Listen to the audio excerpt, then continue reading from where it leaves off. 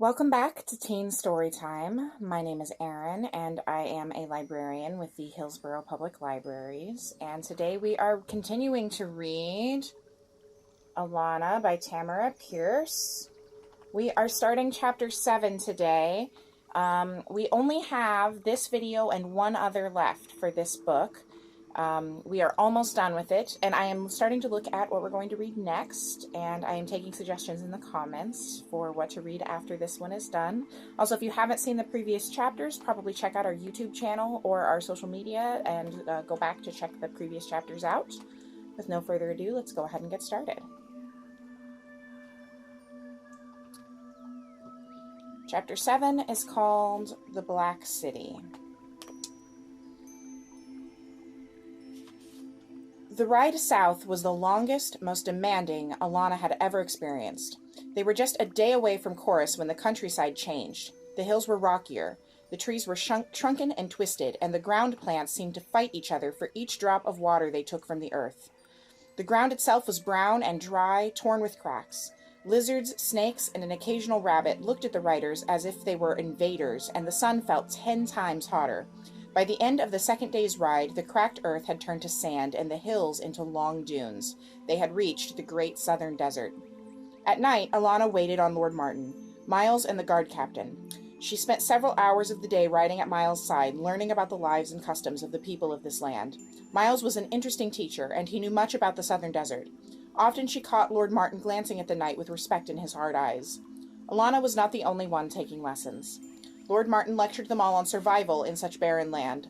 Someday their lives might depend on knowing which plants stored water inside or how to find an oasis. But the closer they came to Persepolis, the more Bazir they encountered. The desert people were hard riders and relentless fighters. They hid their women in goatskin tents, but all, men and women, she sensed, watched the strangers through proud black eyes. Since she had already guessed Lord Martin didn't like his Bazir subjects, Alanna went to Sir Miles. The Bazir are unusual, the knight admitted. Martin does have reason to resent them. I think he resents everybody, Alanna muttered. Miles ignored that. You see, the old king is said to have conquered all this country as far south as the inland sea. Actually, what he conquered was the hill country to the east and the coastline from Port Lagan to the Tyrone River. He never actually conquered this desert. It's far too big.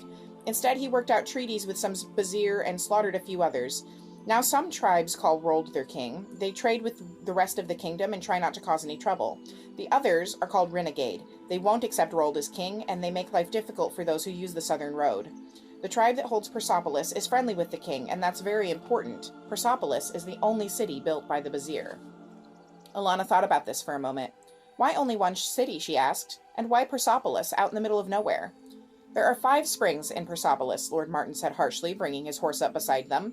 As to why to only one city, it said they built it to guard the Black City, he snorted. Foolishness, if you asked me. Why build a city to guard another you can scarcely see? He rode on back down the line. Alanna squinted at Geoffrey's father. I don't get it, she said. He doesn't like the Bazir, but His Majesty made him overlord of the desert. Martin doesn't like the Bazir, and they don't like him. But he is fair, Miles replied. He's fair if it kills him. The Bazir know that, so they'll deal with him. No one else could have gotten their respect, even if it is grudging. Miles pushed back the hood of his burnous that he had worn since the second day out, looking intently at her. Why so interested, Alan? She shrugged. No reason, I think. Excuse me, Lord Martin's waving. She wheeled Moonlight and trotted back down the line. She didn't know herself why she was so interested in the desert men. It took a week to reach Persepolis. At last they could see its granite towers and walls rising before them. The city was built even stronger than fortresses like Trebond, and the weapons carried by its soldiers were well cared for and much used. People lined the streets to greet the returning lord and to stare at the youth who would one day be their king. While the Bazir kept to the back of the crowds, watching in silence, the city dwellers waved and called to the young nobles. Jonathan and his friends returned their greetings as relaxed as if they did this every day, but Alanna guided Moonlight to a spot between Miles and the guard captain, and stayed there. What's the matter, youngling? The soldiers chuckled. Shy? Alanna blushed. He was right, but there was something else. Miles, she asked softly, do the Bazir always stare so? The knight tugged his beard thoughtfully. Actually, they try to ignore us, northerners. Perhaps it's Jonathan. Alanna's nervous grip on the reins made her horse fidget. She tried to relax. The Bazir were staring at her, too. The formal banquet began in the castle late in the afternoon. Everyone wore their finest. There were toasts and long-winded speeches. Miles downed glass after glass of wine, and Alanna hid in a corner unless summoned. "There you are!" Miles was only a little unsteady on his feet. "Are you jealous because Jonathan's the center of attention? He's the prince, lad. He'll be the center of attention for a long time." He drew a dark, well-dressed man forward. "Here's someone who can tell you more about the Vizier. Ali Mukhtab, this is Alan of Treband, our page. Ali Mukhtab is the governor of Persepolis Castle. He's also Vizier. You two talk. I'm off to a real bed at last." Miles tousled Alanna's hair affectionately and left her alone with Ali Mukhtab. The page and the man sized each other up carefully. Alanna saw a tall Vizier with walnut-brown skin, glossy black hair, and a trimmed black mustache. His large dark eyes were framed with long black lashes, and Alanna was to learn he rarely opened them wide. He did so now, and she shifted uncomfortably. There was power in Mukhtab's gaze. He half closed his eyes once more, smiling sleepily. "You are not comfortable in this setting," he remarked quietly. Alanna was never fond of personal remarks. She changed the subject. "I like your vest," she announced. The vest was an elegant garment, red velvet trimmed with gold. He smiled, and she knew that he had seen through her tactic. "Sir Miles tells me that you are curious about the Vizier. Why? Surely a young man from a northern fief can have little interest in the desert." "A person can never tell where he'll end up," she said bluntly. "I understand northerners. I don't understand the Vizier." "So, a cat's curiosity, as well as a cat's love of privacy. Is it permitted to ask why only one page travels in your group?" Alanna decided that she liked this odd man. "His Highness asked if I could come specially. We're friends. He and I and Gary and Raoul, the two big squires, and Alex." "The dark, secretive one," Ali Mukhtab interrupted. "He, too, is like a cat, but not one I would like to know. I'm very fond of cats. At least 3 live in my chambers." "Alex isn't secretive, precisely," Alanna demurred. He's always been that way. Can you answer something for me? I know it's a little rude, but I've got to ask." The Vizier smiled and accepted 2 glasses filled with green liquor being passed by a footman.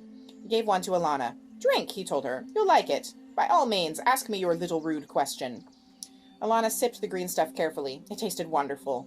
I couldn't help but notice that Lord Martin, he doesn't much like the Vizier.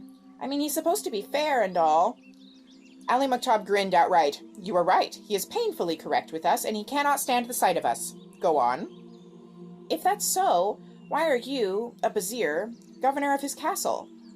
Mukhtab turned his glass in his fingers. "Your friend Miles said that you were intelligent. He did not say you were blunt."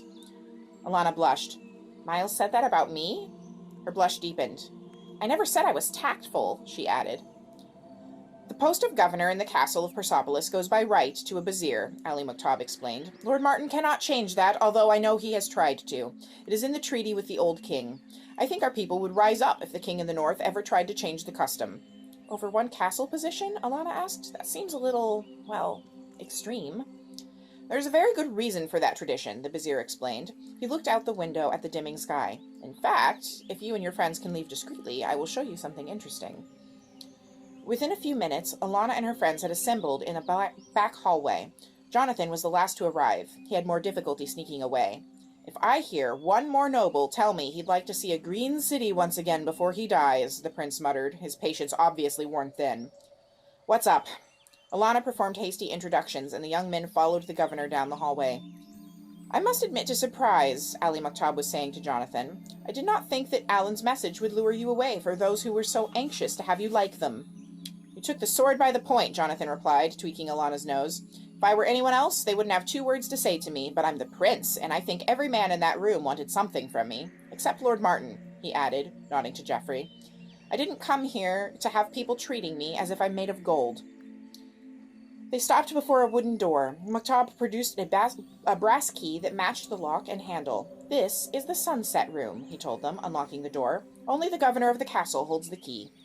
The 5 boys looked at each other. This was the room Duke Roger had mentioned, the room built to watch the Black City. Its design was totally different from that of any other room in the castle.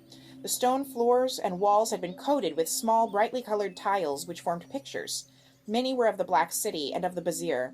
Alanna peered closely at the walls, touching them with gentle fingers. "It's very old," she said finally. "Even we do not know how old it is," Ali Mukhtab replied. The door opened once again. Servants appeared with pillows and refreshments. The boys wandered over to the wall that looked out to the west. There was no window to block out the desert air. Only the posts supporting the ceiling separated the sunset room from the view. The room was set high in the Persepolis wall. Before them stretched the great southern desert, as far as their eyes could see. It was a magnificent sight, painted red gold by the setting sun. The view's only flaw was that it faced west, and the dying light shone directly into their eyes. Suddenly, Jonathan pointed. "That small black speck, just where the sun is, that's the Black City?" Ali Mukhtab nodded. "That is the Black City, the doom of my people for centuries. Ever since we can remember, and our memories reach far beyond the days when your palace, Highness, was a palace for the old ones, our young people have been called to the Black City. Our masters lived there, the nameless ones. They stole our souls and gave us farms and cattle. We swore to never farm again. Legends say that we stopped there when we came north over the inland sea. The nameless ones welcomed us and asked us to share their land and farm their crops. All this, the legends say, was green and fertile." Ali's hands swept over the leagues of empty sand. "When we saw that they were stealing our spirits, we rebelled. We burned them and left their city, and all the land turned to dust. After we left, never to return, we built Persepolis so that we might always watch the city." "How could you burn them out if they were so powerful?" Gary wanted to know. "They feared fire above all things," the man replied. "Their spirits linger in the city, and they cannot pass the circle of fire that we placed around their walls." "You said they call your young people," Alex said. "What do you mean?" The man sighed. "Sometimes a youth or a maiden will awaken in the night and try to ride to the city. If they are stopped, they rave and scream and refuse their food, talking only of the city and of the gods who wish them to come there. If we do not let them go, they starve themselves to death." "And if they go, they don't come back," Jonathan said quietly. "Isn't it better to let them go?" Raoul asked. "Maybe it isn't the city at all. Your life is, well, it's harsh. Maybe they really go on to other cities to live somewhere else." "We would like to think so," the governor of the castle replied, "but we have trained our young to be honest." His eyes were on Alanna as he said this, and she squirmed. "Those who leave us for the cities go with their family's blessings or curses, but they always tell us that that is where they go. Those who want the Black City speak only of it, as if they could not lie about it if they tried." "It seems cruel to me to tie them up and keep them," Raoul yawned, settling onto a pillow and pouring himself a glass of wine. "To the Vizier, even death by starvation is better than the fate we think awaits them there," Ali Mukhtab said. "We have another legend. The Vizier have many legends, that says one day we will be free of the call of the city. It says that two gods, the Night One and the Burning Brightly One, will go into the city to battle with the immortals there. I do not know how true that may be." The Vizier smiled. "Some, like Lord Martin, say that we have many legends because we possess little else. He is probably right." "Your people seem to be old and wise," Jonathan said. He was standing by the window, watching the last pool of sun disappear into the desert. "It's too bad no one has written a history of the Vizier." Ali Mukhtab looked at him. His eyes opened wide, fixing Jonathan with his strangely intent gaze. "Are you interested in such things, Highness?" Jonathan returned that powerful look evenly. "I have to be," he said. "The Vizier will be my people, too, someday." Mukhtab bowed low. "I will see if such a history can be found, or written." "I look forward to reading it," the prince replied. He followed his friends out into the hall. "What a story," Raoul grinned. "Ghouls and ghosts. I wonder what the truth was." "The mosaics on the walls hinted that the truth was pretty frightening," Alex told him. "The mosaics were done by the Vizier," Gary pointed out. "Come on, it's bedtime and past." They made their way to their rooms, not noticing that Alan and John lingered behind. "I wonder who they really were," Alanna mused. "The nameless ones." Jonathan's voice was casual. "An old enemy, made bigger to scare the young ones, I guess. It's a sensible idea. There are probably a lot of places in those ruins where a child could get lost. Good night, Alan." She glanced sharply at him. First he was very interested in the Vizier, and now he was saying that their legends were stories to scare children. That wasn't like Jonathan. The carefully innocent look on his face wasn't like Jonathan either. "Good night," she murmured, turning to her chamber. No one was waiting up for her, Coram being back at the palace. If anyone had thought that Alan might get into more trouble than usual without his eagle-eyed servant to watch him, no one had mentioned it. Alanna blew out the lamp and undressed in the dark, still wondering about Jonathan's turnabout behavior. She wakened suddenly, before dawn. Every nerve in her body quivered, as if she were about to take a test in the practice yards. She dressed swiftly, binding herself tight and pulling a loose blue shirt over her head. She tucked the shirt into her breeches, then struggled to get her riding boots on over her stockinged feet. Hands trembling, she buckled Lightning and her dagger at her side. She didn't know why she was in such a hurry, and she didn't stop to think about it either. At last she was ready and slid out into the hall. A light burned in Jonathan's room. Suddenly it went out. His door opened. Alanna, tucked into a dark niche, watched as the prince slipped into the hall, fully dressed. "You must be crazy," she hissed as he closed his door. His eyes searched until he found her in the shadows. His teeth flashed in a grin. "Are you coming?" "I'm going, with or without you." She followed, her well-used boots padding like cat feet on the floor. No one was awake down at the stables. Quickly and quietly, they saddled their horses. A gold coin bought the cooperation of the large brazier stationed at the city gate, and together they rode swiftly into the west. That's where we're going to stop for today. I'm splitting chapter 7 up into 2 chunks because it's a little bit long. So we will finish chapter 7 and finish the book, Alanna by Tamora Pierce, in our next and last video for this one. Go ahead and let me know in the comments if you've got suggestions for what to read next. I am all ears. I'm already starting to look at options because I film these a few days ahead of when they are posted. And for our question for today, what do you think about the treatment of the Brazier by Alanna and the kingdom and their people? Do you think that they're treated fairly? Do you have concerns or thoughts about the relationship between the Brazier and the rest of the kingdom? Let me know in the comments, and I will see you in the next video.